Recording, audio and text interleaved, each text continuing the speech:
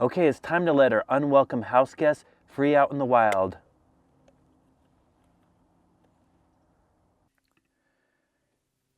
Today for Mousetrap Monday, we're going to make a mousetrap out of a few items you might already have around the house, including a wire coat hanger, 2 rubber bands, and a soup can.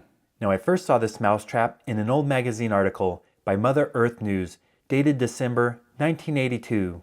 They included a detailed drawing on how to make this trap, so I thought I'd give it a try.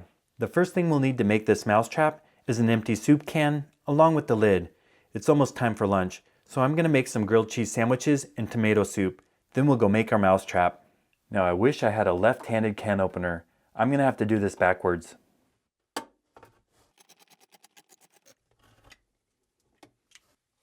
That'll make a great lunch.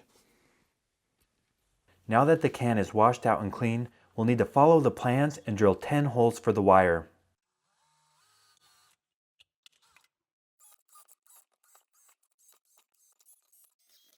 Next, we'll make the trigger, latch, and legs out of the coat hanger. We'll string the wire through the holes and bend them to shape. The trigger wire inside the can has a bend to hold the bait and make it spin. Here's what it looks like when you pull the 5 pieces of bent wire through the holes in the can. Now we're ready to attach the 2 rubber bands on the front hooks.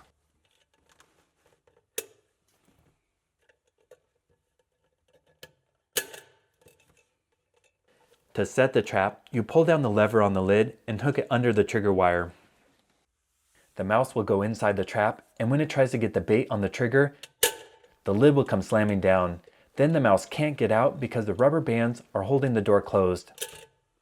This was fun to build, but the question is, will it catch mice? Let's see if our pet mouse will show us how this trap works. Go on inside.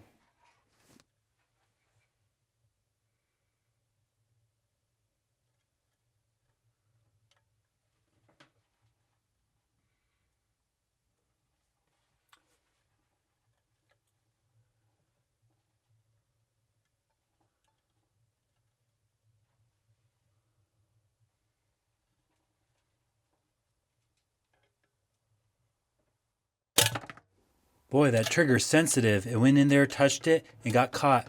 I'm glad its tail wasn't in that sharp lid. We'll go ahead and let it go. It's been pooping in there.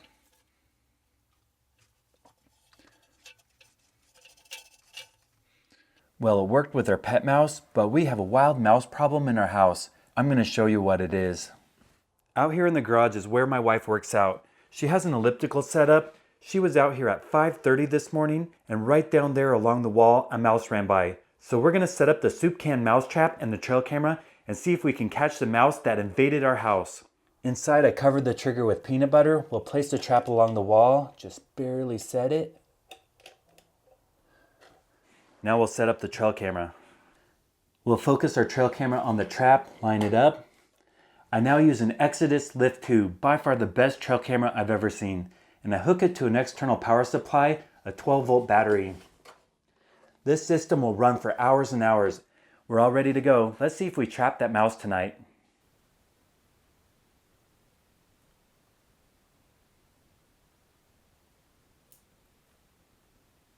Well, it's now the next morning, and I wonder if we caught the mouse in the garage. Let's go check it out.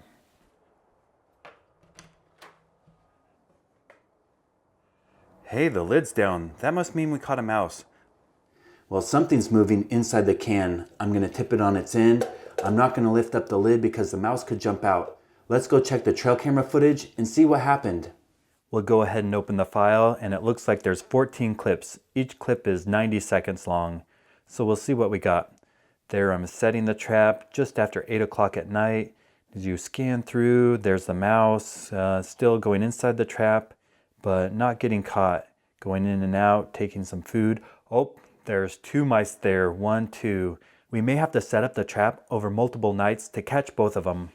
The mice are still running around, going inside the trap. Here's the last clip. The action stops. Let's see what happened. So the mouse is inside, ran away, goes back inside. The second mouse goes inside. No way. And they set it off. We caught both mice, and you can see the lever on the door went flying, but both mice are inside. We got a double. That's great. So I'm going to download these files, edit them together, and show you what a trapping sequence usually looks like in my videos.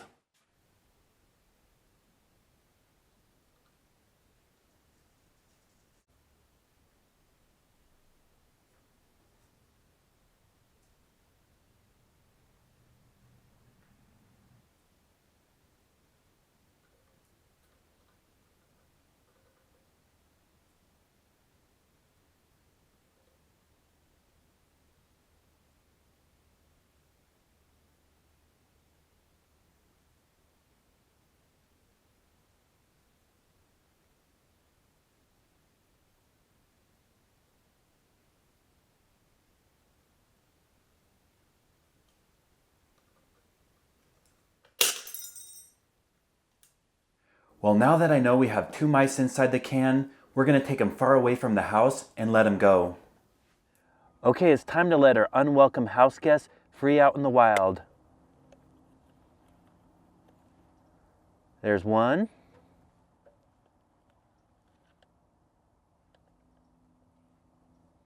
And the second one.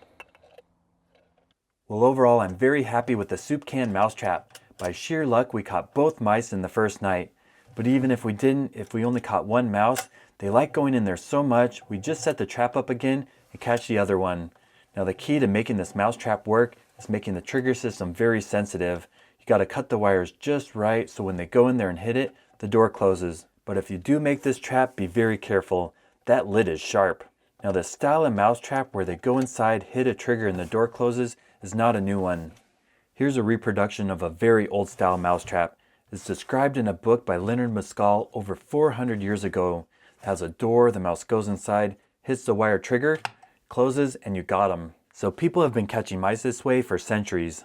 Here's another antique mousetrap. It has a box, a wire trigger inside. They'll go, hit that, the door closes. This one's held down with a piece of lead. There's no way the mouse is lifting up that door. And one of my all-time favorite mousetraps was called the Fairy. It has a door with a spring and a latch. They go inside and hit that, the door closes, and then the mouse is stuck. But don't worry, they provided an exercise wheel so the mouse can have fun. That'd be a great addition to our soup can mousetrap. Okay, question and answer time. First comment, where can I get the Ulick repeater trap? If you haven't seen that video, the Ulick repeater is one of my all-time favorite rat traps. It's a cage with a trap door on it. The rat walks on top of the trap, drops down in the cage, and it resets itself. One after another, you catch rats. So even though the trap is very expensive, it costs several $100s, people still want to buy it. Now, several months ago, I was contacted by the inventor, Matthew Ulick. He told me he's getting older and he sold the patent to the company that's been building the traps for him. So you no longer buy it directly from the inventor, but I'll let you know when the new website's up for the company that's making the trap. Next comment from the Radix rat poison video. They say, just call the Mink Man. Well, actually, I've talked to Joseph Carter several times on the phone. We've talked about YouTube and even getting together and filming a video. That would be awesome. If you haven't seen his YouTube channel, he's trained mink and dogs to hunt rats. They can kill a lot of rats at one time.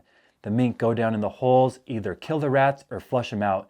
Then the dogs get them. It's a really great channel, so hopefully sometime in the future I get to meet him, we'll go on a rat hunt. But since my wife is having a baby in a few weeks, that probably won't happen for a while.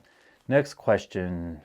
Again on the rat poison video, I get this quite often. People say a 50-50 mix of plaster of Paris and flour will kill rats. They say when it goes in their stomach it turns hard and they die. Well, I don't know if that's an old wives' tale, but it's on the list to try out. We'll see if it works. Next question.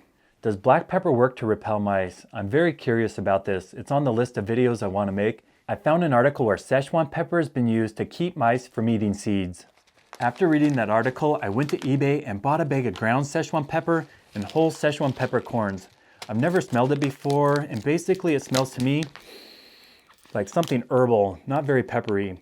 We're going to test it out along with black pepper and white pepper to see if they work at keeping mice and rats away. But that'll be a future video. Thank you so much for your support, leaving comments and questions. And if you haven't subscribed to my channel yet, please consider clicking the button right here.